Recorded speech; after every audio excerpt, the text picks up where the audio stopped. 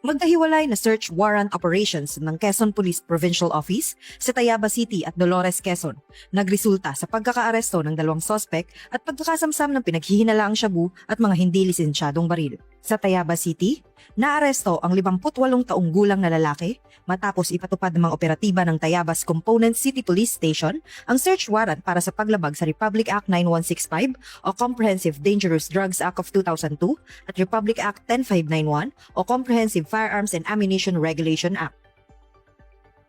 Nakumpiska sa operasyon ang humigit kumulang 6 gramo ng pinaghihinalaang shabu na may standard drug price na 40,800 pesos at tinatayang street value na 122,400 pesos.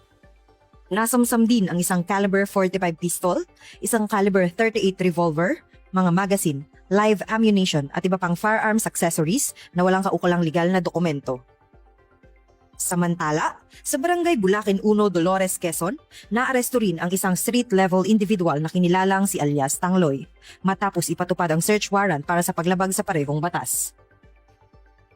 Sa isinagawang operasyon, nakumpiska ang isang Taurus caliber 45 pistol, isang improvised 12-gauge shotgun, magazine, 7 bala ng caliber 45 at 3.04 grams ng pinaghihinalaang shabu na may standard drug price na 20,672 pesos. Ang mga nakumpiskang ebidensya ay sumasailalim sa tamang dokumentasyon at inventaryo habang inihahanda ang kaukulang kaso laban sa mga naarestong sospek.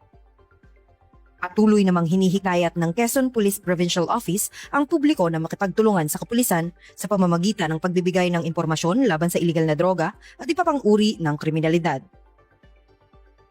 Mula dito sa lalawigan ng Quezon, ang inyong PNN correspondent, Patrolwoman Jessalyn T. Argoso. Alagad ng batas, tagataguyod ng Balikang Pulis.